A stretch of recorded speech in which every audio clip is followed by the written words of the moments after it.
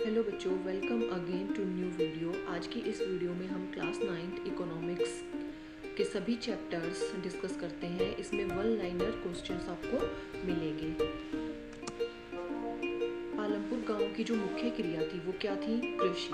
स्थायी पूंजी के उदाहरण क्या होते हैं? मशीन, औजार भी स्थायी पूंजी में ही आते हैं। कार्यशील पूंजी के उदाहरण क्या होते हैं? कच्चा माल, नकद मुद्रा। कच्चा माल क्या होता है?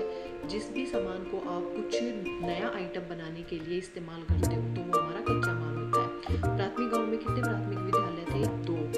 पालमपुर गांव में 75% लोग जो है वो खेती पर निर्भर थे। हरित क्रांति के कारण गेहूं और चावल के उत्पादन में काफी वृद्धि आई।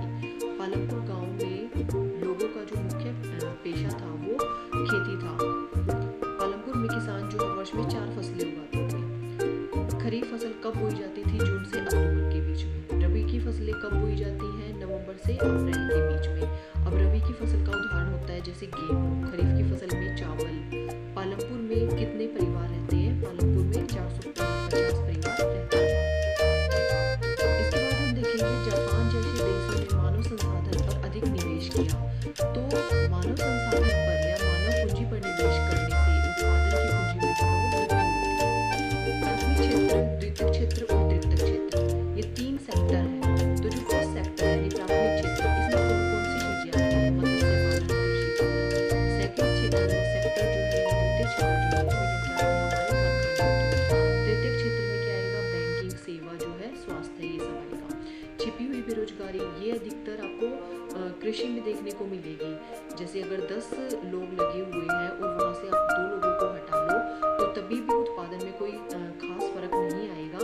चाहे तो उनको लगा लो 2 लोगों को, चाहे हटा दो। तो ये जो है ये लोग लगे हुए हमें दिखाई देते हैं लेकिन इनका काम नहीं होता है, इसे कहते हैं छिपी हुई बेरोजगारी। शिक्षित बेरोजगारी जो है वो अधिकतर शहरों में पाई जाती है। ग्रामीण और शहरों में 2 प्रकार की ही बेरोजगारी पाई जाती है। लोगों का स्वास्थ्य, कौशल निर्माण और साक्षरता, ये सभी कारक जनसंख्या की गुणवत्ता को बढ़ाते हैं। भारत में बेरोजगारी अधिक होने का क्या कारण है? अशिक्षा, यानी लोग जो है वो शिक्षित नहीं होते हैं और गरीब होते हैं। भारत में जो है बिहार ऐसा राज्य है जहाँ की प्रति व्यक्ति आय जो है वो सबसे कम है। भारत में उत्पादन के साधन कौन कौन से हैं? भूमि, श्रम, पूंजी, उद्यम, ये जो है उत्पादन के साधन है। निर्धनता क्या है? निर्धनता एक ऐसी स्थिति है जिसमें लोग अपनी जरूरतों को पूरा करने में जो है वो सक्षम नहीं होते हैं। ग्रामीण क्षेत्र में निर्धनता हेतु कितनी कैलोरी निर्धारित की गई है? 2400 कैलोरी। निर्धनता में शहरी क्षेत्रों में जो व्यक्ति की पर कैपिटल इनकम होती है वो 2000 में 454 रुपये निर्धारित की गई थी। निर्धनता रेखा का आकलन कौन करता है? NSSO, ये एक संगठन है। इसकी फुल फॉर्म होती है राष्ट्रीय प्रतिदर्श सर्वेक्षण संगठन और ये प्रत्येक 5 सालों में आकलन करता है। 2000 में प्रधानमंत्री ग्रामोदय योजना जो है वो शुरू की गई। ओडिशा और बिहार में निर्धनता का अनुपात जो है वो 47 और 43% है और सबसे जो धनी देश है वो अमेरिका है। 2004 में राष्ट्रीय काम के बदले अनाज कार्यक्रम 150 जिलों में लागू किया गया।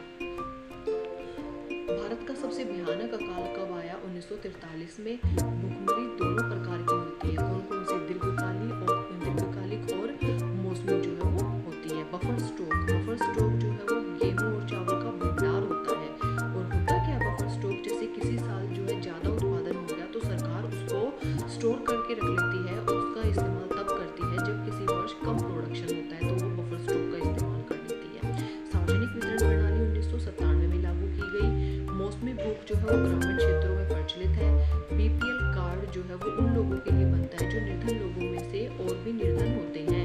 अन्नपूर्णा प्रणाली जो है वो 2000 में लागू की गई।